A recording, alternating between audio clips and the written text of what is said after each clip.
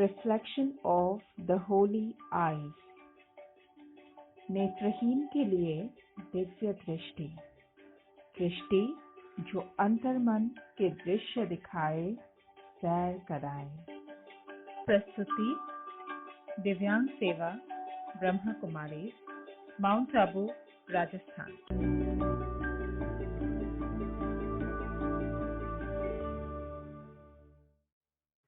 ओम शांति। Reflection of the holy eyes, इस programme में आप सबका स्वागत है। आज जिस टॉपिक के बारे में हम बात करेंगे वो है स्पिरिचुअल विजन या डिवाइन विजन कह सकते हैं। आज हमारे साथ जो दो मेहमान हैं वो पहले भी इस श्रृंखला में आए हैं, तो आज फिर से वेलकम करते हैं ऋतुराज भाई और सविता बहन का। सविता बहन और ऋतुराज भाई, आप दोनों का स्वागत है। ओम शांति। ओम शांति। ओम शांति। तो आज हम बात करेंगे स्पिरिचुअल विजन के बारे में। तो एक ऐसी दृष्टि जो फिजिकल ना हो पर स्पिरिचुअल हो, कुछ अलग हो। तो आज हमारे जो लिसनर्स हैं वो अभी थोड़े कंफ्यूज होंगे कि एग्जैक्टली ये बोलना क्या चाहते हैं।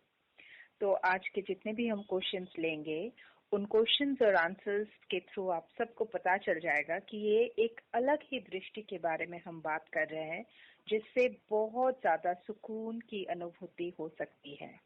तो चलिए आज का पहला क्वेश्चन से हम स्टार्ट करते हैं। मैं ये काफी बार सोचती थी, जैसे कहा जाता है कि आंखें शरीर की खिड़की है। एक लाइन है इंग्लिश में, बोला जाता है कि eyes are the windows of a body. और एक बात भी यहाँ पे है कि कोई भी इमोशन हो, कोई प्यार करे, कोई गुस्सा करे, वो देखना इजी हो जाता है क्योंकि वो आईज के थ्रू एक्सप्रेस हो जाता है।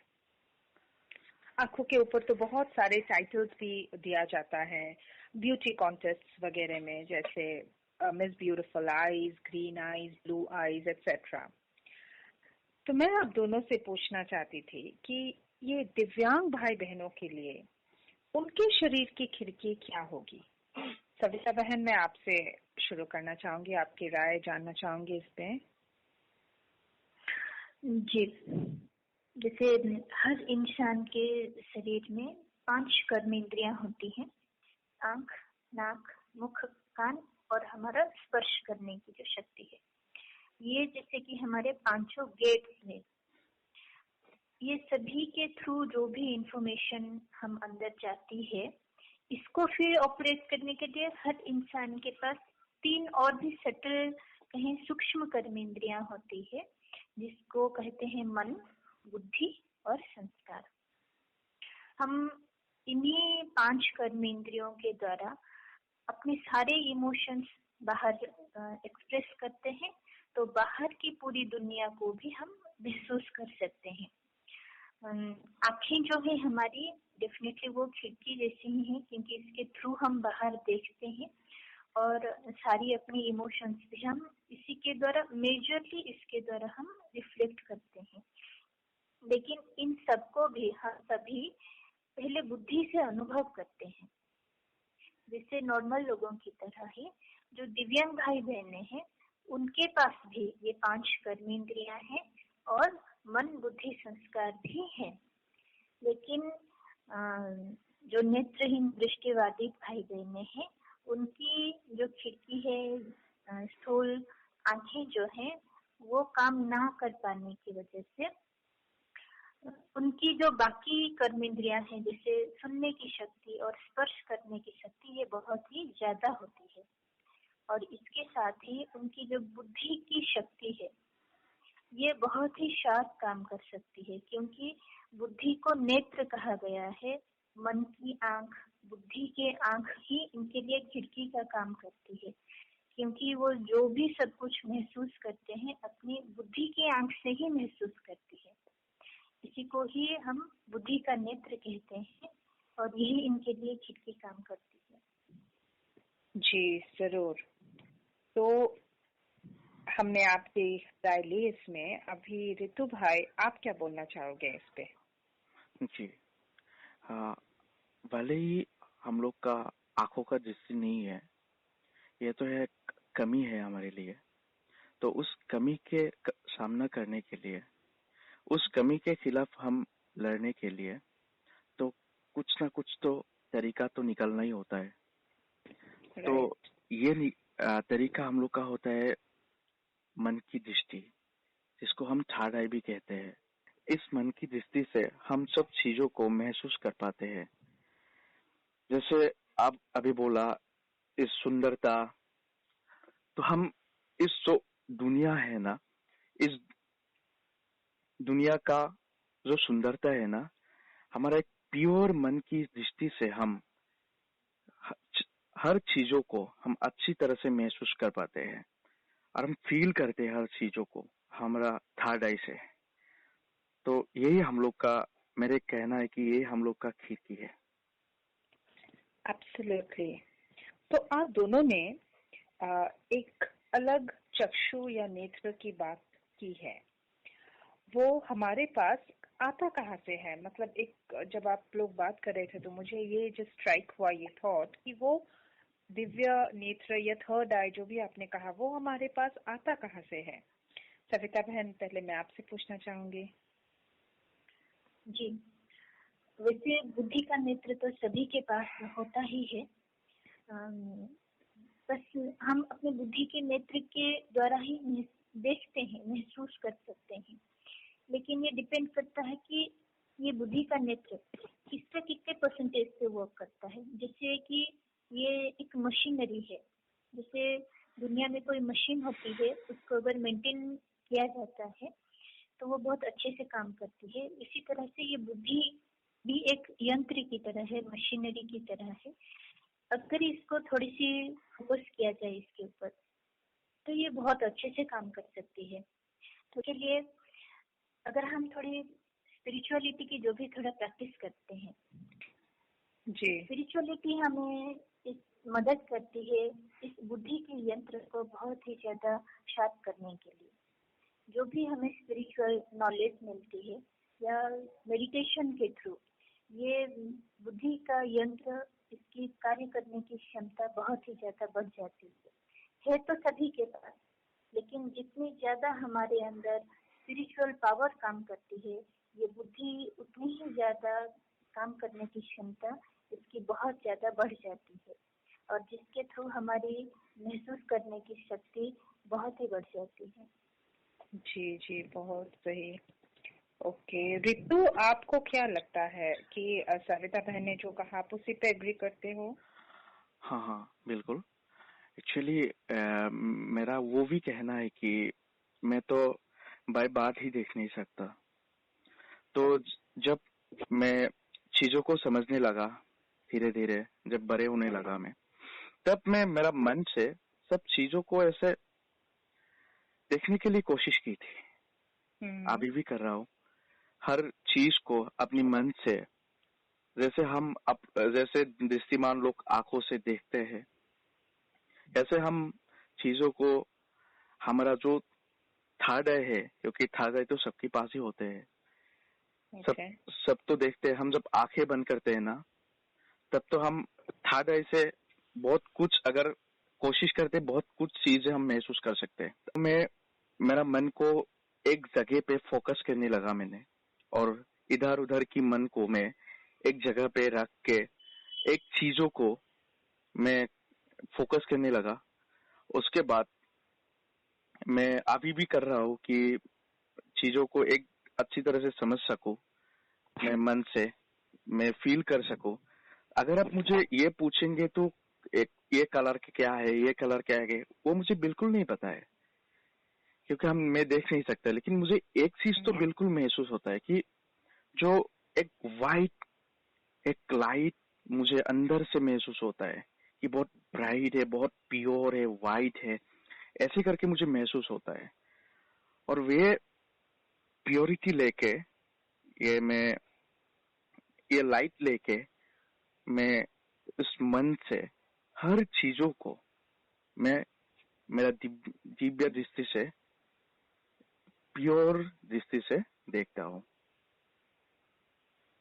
ओके, तो ये आपको क्या लगता है, ये आता कहाँ है, हमारे पास कहाँ से आता है ये तो हमारे पास आता है कि हम जब चीजों को एक समझने के लिए कोशिश करते हैं, ये हमारा अंदर मन से ही आता है। अगर हम अंदर मन को हम उससे प्रैक्टिस करने में लग जाए तो हम मन से सब कुछ देख सकते हैं। ओके, तो ऋतु भाई, आप कैंसर से ये लगता है कि आप जैसे एक फोकस में, स्पिरिचुअल फोकस में बिलीव करते हो, या फिर आप मेडिटेशन जैसा कुछ प्रैक्टिस करते हो, तो फिर इससे पहले, जैसे आपने कहा कि आप बॉर्न ब्लाइंड हो, तो उससे पहले आपका क्या कैसा नजरिया था, और अभी मेडिटेशन प्रैक्टिस करने के बाद क्या डिफरेंस आप फील करते हो लाइफ में?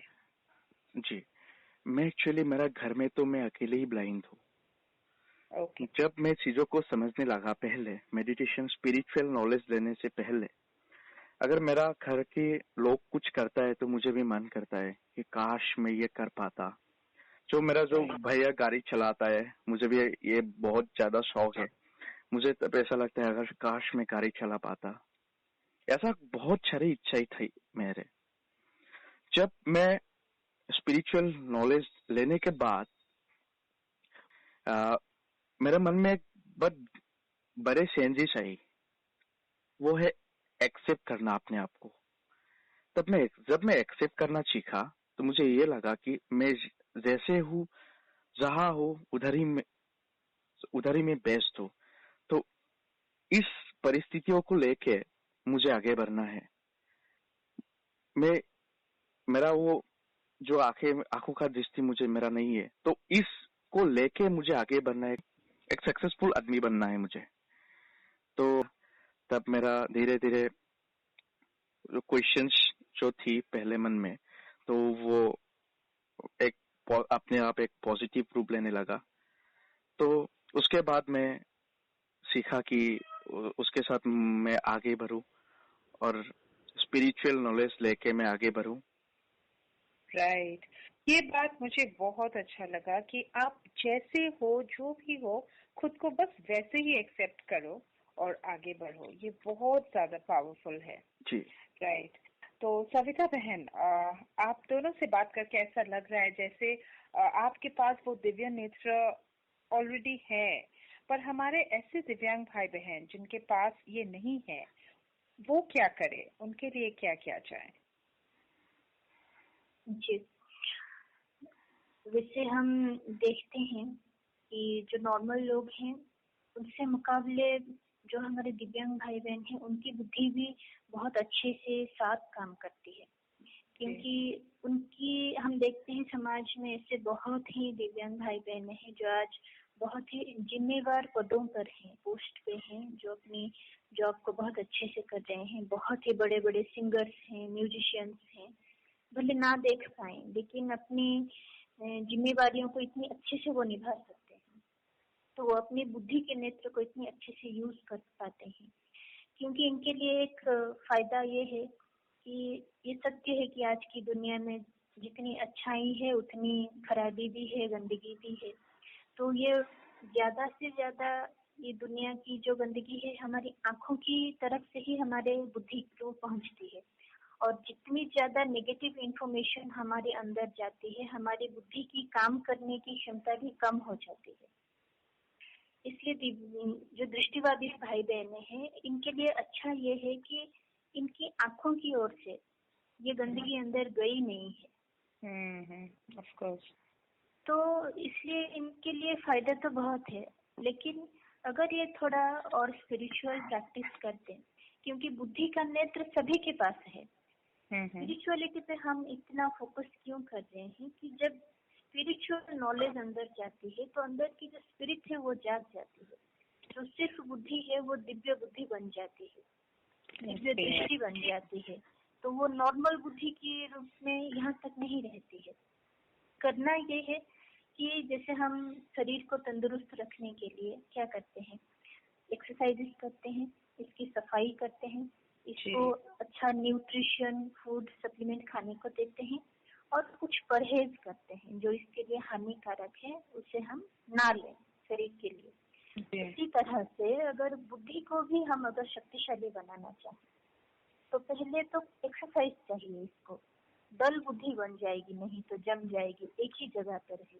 कैसे एक्सरसाइज करेंगे? इसके लिए बहुत सारे माइंड गेम्स बने हुए हैं, बहुत सारी हमारे पजल्स है, साथ ही में कुछ स्पिरिचुअल प्रैक्टिसेस ऐसे हैं, ड्रिल्स ऐसे हैं जिसके थ्रू हम अपनी बुद्धि की अच्छी एक्सरसाइज कर सकते हैं। दूसरी है सफाई। सफाई मतलब इसमें जो भी नेगेटिव थॉट्स, नेगेटिव फीलिंग्स हमने भर रखे हैं, जिसके वजह से ये जितना काम कर सकता है वो नहीं कर रहा है, अगर हम उसको सफाई करते हैं और वो सफाई मेडिटेशन के द्वारा हमारे बुद्धि में जो साफ सफाई चाहिए वो बहुत अच्छे से हो जाती है। थर्ड है कि अच्छा न्यूट्रिशियस जो फूड चाहिए जैसे शरीर को, वैसे ही बुद्धि का भी भोजन है। वो है बहुत ही अच्छे अच्छे इंफॉर्मेशन, नॉलेज और जो कि स्पिरिचुअल नॉलेज होती है। और वो स्पिरिचुअल नॉलेज ऐसी होती है कि इतना मोटिवेटेड बना देगी अंदर से, इतनी शक्तिशाली बना देगी कि तंदुरुस्ती आ जाती है बुद्धि की। और कुछ परहेज, जो चीजें गलत हैं, जो चीजें हमारे मन को, हमारी बुद्धि को खराब कर दे, हमारे आदतों को, संस्कारों को खराब कर दे, उससे डेफिनेटली हमें परहेज रखना ही है, नहीं तो बुद्धि कमजोर हो जाती है। जैसे जो भी चाहे, इसके लिए कोई बहुत बड़ी त्याग तपस्या करने की जरूरत नहीं है। थोड़ी सी स्पिरिचुअल टच अपनी लाइफ में और इन सभी थोड़ी थोड़ी चीजों का अगर ध्यान रखें तो जो कोई भी है वो डेफिनेटली इसमें सक्सेस पा सकते हैं। Okay, absolutely absolutely. Okay, Ritu भाई आप क्या कहना चाहोगे इसमें? एक्चुअली मैं सविता बहन के साथ एग्री करता हूँ इस बात को, और भी मुझे कहना है थोड़ा। ये तो एक प्लस पॉइंट है हम लोग के लिए जो दृष्टिबाधित लोग हैं कि हम देख नहीं सकते, तो क्या होता है, इसीलिए मैंने बोला कि प्लस पॉइंट कि हम लोग का मन की स्थिति जो बनती है ना, वो हम लोग का सोर्स ऑफ मेन है इंफॉर्मेशन, उसका सोर्स। तो हम ये इससे तो हम बच जाते हैं कि हम गलत चीजें देख नहीं पाते। उसमें अच्छी भी है गलत भी है, क्योंकि हम तो मन की स्थिति से तो अच्छी चीज तो फील तो करते ही है, तो हम गलत चीजें हम नहीं देखते। तो ये हम लोग का प्लस पॉइंट है। और एक बात है कि हम लोग का तो कान खोला रहता है ना, सो हम कान से तो हम सुन सकते हैं सब कुछ। तो मुझे कहना ये है कि हम तो सुनना सब कुछ ही है, लेकिन अपनाना नहीं, क्योंकि हम लोग का मन की स्थिति बनते हैं इंफॉर्मेशन से। तो ये हम लोग का ऑलवेज अच्छा होना चाहिए, ऑलवेज हम अपने अच्छे चीजों को अपनाना चाहिए, ताकि हम लोग का मन की स्थिति ठीक रहे, हम अच्छी तरह से आगे चल पाए एक प्योर माइंड लेके। तो क्या होता है, अगर एक एग्जांपल देता हूं मैं कि एक हम चश्मे एक जगह पे रख दे, तो थोड़े समय या 1-2 दिन रखने के बाद उधर धूल चढ़ जाता है। तो अगर हम धूल को साफ करके वो उसको तो फिर से पहनते हैं ना, तो उससे क्या होता है, हमको मन को भी ऐसे कुछ गंदी चीजों से कोई बुरी असर पड़ ना जाए, तो उसके लिए हम बार बार मन को चेक करना चाहिए और इस मन को बार बार साफ करना चाहिए। तब हम लोग का मन तो प्योर बन जाते हैं। कि हम अगर मन को ठीक रखने के लिए हम YouTube पे बहुत सारे स्पिरिचुअल वीडियोस भी है, हम वो चीजों भी हम देख सकते हैं, हम सुन सकते हैं उसको, ताकि हमको मन की स्थिति अच्छी हो। तो आप दोनों क्या ऐसे पॉजिटिव विचार रखते हो अपने साथ जिसके लिए आपकी बुद्धि के नेत्र को हमेशा स्वच्छ आप रख सके, कमल फूल जैसा बनने के लिए, जो कीचड़ में खिलने के बाद भी वो एक इतना खूबसूरत और इतना ज्यादा अच्छा जैसे फूल है, तो वैसा रखने के लिए आप को दो पॉइंट्स आप दोनों से लेना चाहूंगी। सबसे पहले मैं रितु भाई आपके पास आना चाहूंगी, आप कोई भी 2 पॉइंट्स। हाँ, मेरा पहला तो ये है कि मैं मन को कभी अभी भी मैं कोशिश कर रहा हूँ। अगर वो बोलना बहुत इजी है, लेकिन करना भी बहुत इजी है। अगर हम सही तरीके से करें तो हम कि मन को पहले हम अच्छी तरह से रखना चाहिए। बहुत वो सूक्ष्म है ना, तो इसलिए बहुत अच्छी तरह से मन को रखना चाहिए। मैं बहुत अच्छी तरह से रखता हूँ मन को। और नेक्स्ट मैं क्या करता हूँ कि मैं सबके लिए गुड विशेष रखता हूँ। मुझे कोई भी कुछ बोले, कोई भी कुछ करे, उस सबके लिए मैं गुड विशेष रखता हूँ। Okay, that's great. Okay, Savita बहन आपसे जानना चाहूंगी। जी, ये सच कहा आपने कि हाँ, कीचड़ में रहते हुए भी हमें कमल फूल समान रहना है, क्योंकि दुनिया को छोड़ के तो कहीं नहीं जाना है। इसलिए अपने आप को ही ठीक रखें, अगर तो सारी दुनिया अपने आप ठीक हो जाती है। इसके लिए डेफिनेटली अपने अंदर की पॉजिटिविटी को जितना हम शक्तिशाली बनाते हैं तो लाइफ तो कमल फूल की तरह खिल ही जाती है। हम तो वैसे स्पिरिचुअल नॉलेज की बहुत प्रैक्टिस रखते हैं और बहुत पॉजिटिव उसी से लेते हैं। अगर सार में कहें 2 लाइन से तो सबसे पहली चीज में यही सोचते हैं कि मैं मालिक हूँ अपनी सारी कर्म इंद्रियों की, इन आँखों के भी मालिक हूँ, अपनी मन बुद्धि की भी मालिक हूँ। इसको मैं अपने हिसाब से चला सकती हूँ, मैं कमजोर नहीं हूँ। और ये चीज मुझे कमजोरी से बाहर निकाल देती है, बहुत शक्ति देती है।